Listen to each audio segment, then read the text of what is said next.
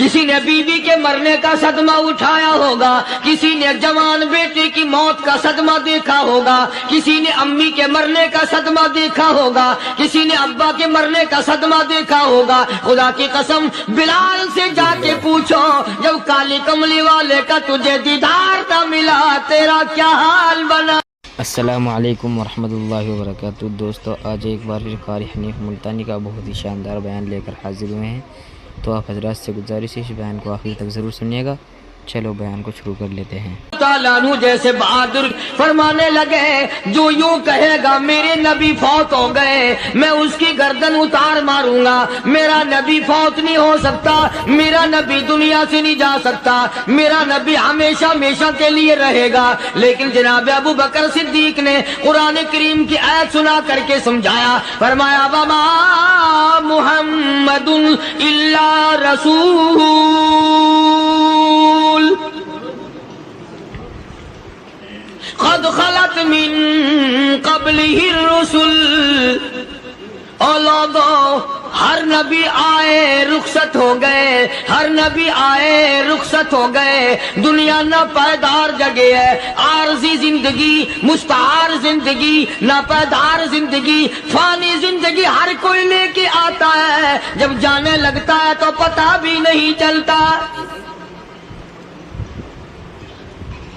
इसलिए मजजूब कहता कि सोने चांदी की चमक बस देखने की बात है, सोने चांदी की चमक बस देखने की बात है। और 4 दिन की चांदनी फिर अंधेरी रात है, कब्र में हमेशा अंधेरा रहेगा।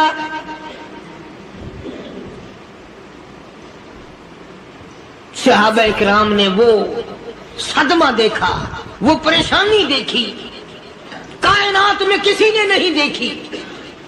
किसी ने बीवी के मरने का सदमा उठाया होगा, किसी ने जवान बेटे की मौत का सदमा देखा होगा, किसी ने अम्मी के मरने का सदमा देखा होगा, किसी ने अब्बा के मरने का सदमा देखा होगा। खुदा की कसम बिलाल से जाके पूछो, जब काली कमली वाले का तुझे दीदार न मिला तेरा क्या हाल बना।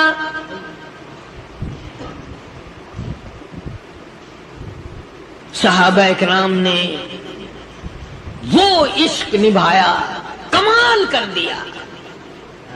बड़े से बड़ी मुसीबत आई, इस्लाम का सौदा नहीं, ईमान का सौदा नहीं, दुनिया की तरफ आए ही नहीं। कौन इन हजरात का मुकाबला करेगा। कई लोग कह देते हैं जी सहाबा इंसान थे, उनसे भी गलती हो। मैं ठीक है, मैं कहता हूं थे तो इंसान, पर ये देखो शागिर्द किसके हैं। सहाबा है तो इंसान, पर यह अंदाजा लगाओ मुरीद किसके हैं। सहाबा है तो इंसान, पर यह सोचो कि ये मुक्तदी किसके हैं।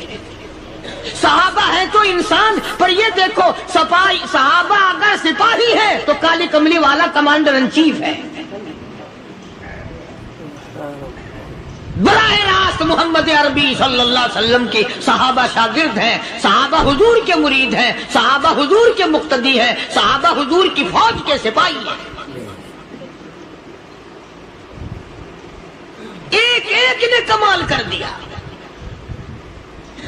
जनाब अबू बकर सिद्दीक रज़ियल्लाहु ताला अन्हु फरमाते हैं, मैं अचानक मोहल्ले में जा निकला। अबू बकर कहता मेरी ये आदत थी, शुरू में जो इस्लाम आया मक्के में, चौधरी मारते हैं, रईस मारते हैं, सरदार मारते हैं, कमजोरों को मारते हैं। जो कलमा पढ़ता था पहाड़ टूट जाते थे। पैर पकड़कर मक्की की गलियों में घसीटा जाता था, चमड़ा उधड़ जाता था। आज ये बात कहना बड़ा आसान है। तबलीगी साथी सफर करते हैं, तकलीफ उठाते हैं, अगर जी जाओ काफिरों को कलमा सिखा के आओ। और कलमा तो तेरे पल्ले नहीं तो काफिरों को तो फिर पहुंचाएंगे ना। 80-80 साल की उम्र है, कलमा सही नहीं आता।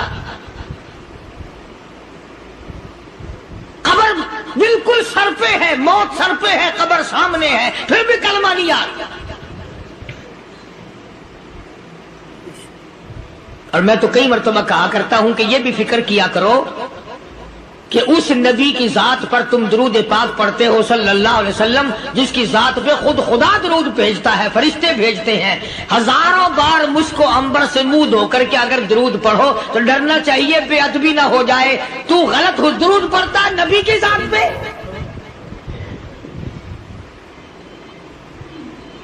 اور اس کو صحیح کرنے کا فکر نہیں رکھتا۔ چنانچہ ابو بکر صدیق رضی اللہ تعالیٰ عنہ چکر لگاتے لگاتے ایک محلے میں جا نکلے، وہاں جا کے دیکھا ایک نوجوان ہے، غریب صحابی، نادار صحابی، مفلس صحابی، کافر کا غلام ہے، کالی کملی والے صلی اللہ علیہ وسلم کا کلمہ پڑھتا ہے، کافروں نے پکڑ کر گرم گرم ریت پہ اونڈا کر کے لٹایا ہوا ہے، اور کئی کافر اس صحابی کی کمر پہ چڑھ کر لتاڑ رہے ہیں، اس کی کمر پہ چڑھے ہوئے ہیں۔ جناب ابو بکر صدیق رضی اللہ تعالیٰ عنہ فرماتے ہیں میں نے دور سے دیکھا، میں سمجھ گیا کوئی غریب آدمی ہے۔ جب میں قریب گیا فرماتے ہیں میری آنکھ نے دیکھا ابو فقیہ صحابی، میں نے پہچان لیا۔ کئی آدمیوں کے لتاڑنے کی وجہ سے، کئی آدمیوں کی کمر پہ چڑھ جانے کی وجہ سے ابو بکر کہتا ہے اتنی لمبی ابو فقیہ کی زبان باہر نکل آئی، منہ سے زبان باہر لٹکی ہوئی ہے، مار رہے ہیں کافر۔ جناب ابو بکر صدیق رضی اللہ تعالیٰ عنہ نے فرما دیا نہ مارو، اللہ کا بندہ ہے۔ وہ کہنے لگے بندہ تو اللہ کا ہوگا، غلام ہمارا اور کلمہ اس نبی کا پڑھتا ہے، ہمارا غلام ہو کر کلمہ پڑھتا ہے، کیوں؟ جب تک جان سے نہ مر جائے گا ہم چھوڑیں گے نہیں، ہم اسے ختم کر کے دم لیں گے۔ اس نبی کا کلمہ پڑھتا ہے، ہمارے سامنے پڑھتا ہے۔ جناب ابو بکر صدیق رضی اللہ تعالیٰ عنہ نے منع کر دیا، منع کرنے میں اور زیادہ مچر گئے، اور زیادہ خرمستی کرنے لگے۔ ابو بکر فرماتے ہیں میں بالکل قریب کھڑا تھا، ظالموں نے ابو فقیہ کی پسلیوں پہ، کمر پہ چھلانگیں لگانی شروع کر دی۔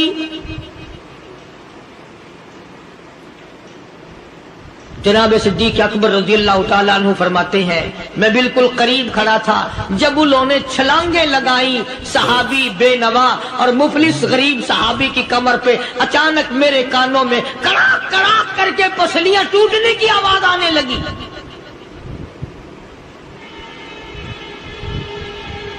میرے سے برداشت نہ ہوا، میں برداشت نہ کر سکا۔ جناب ابو بکر رضی اللہ تعالیٰ عنہ فرماتے ہیں میں نے کہا ظالموں سودا کر لو، میں خرید لوں گا۔ انہوں نے جو منہ مانگے، دام مانگے، جناب ابو بکر صدیق رضی اللہ تعالیٰ عنہ نے وہ دام دے دیے، پیسے دے دیے۔ ہاں ہاں، غریب کی ہمدردی کی، مظلوم کی ہمدردی کی۔ اللہ اکبر۔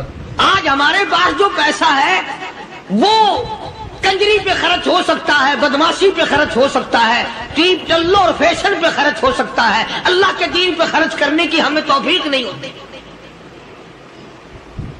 سارے سال کی کمائی کا حساب لگائیں کہ ہم نے کتنا اپنے بیوی بچوں پہ خرچ کیا، کتنا اللہ اور اس کے رسول اور اللہ کے قرآن پہ خرچ کیا، 100-2% بھی نہیں بنتا۔ جناب ابو بکر رضی اللہ تعالیٰ عنہ نے ابو فقیہ رضی اللہ تعالیٰ عنہ کو خرید لیا، کافروں کے نیچے سے نکال لیا، کپڑے جھاڑے، زخموں پہ مرہم پٹی کی۔ ابو بکر دوڑے دوڑے پانی کا پیالہ لے آئے اور فرمانے لگے ابو فقیہ تجھے بڑی مار پڑی ہے، بڑی تکلیف پہنچی ہے، میں نے تیری زبان باہر لٹکی ہوئی دیکھی، نکلی ہوئی دیکھی، خشکی آ گئی ہوگی، زبان پہ کانٹے جم گئے ہوں گے، تھوڑا سا پانی پی لے۔ ابو فقیہ کہتا ابو بکر تیرے احسان کا بدلہ خدا دے گا، تیری مہربانیوں کا بدلہ خدا دے گا، میں نہیں دے سکتا، تو نے پیسے خرچ کر کے مجھے آزاد کرایا، میں تجھے دعا دے سکتا ہوں، میں غریب ہوں، میں نادار ہوں، میں مفلس ہوں، میں مسکین ہوں، اور ابو بکر تنگ نہ کر، میں پانی پی نہیں سکتا۔ کیا بات ہے کیوں پانی نہیں پی سکتا؟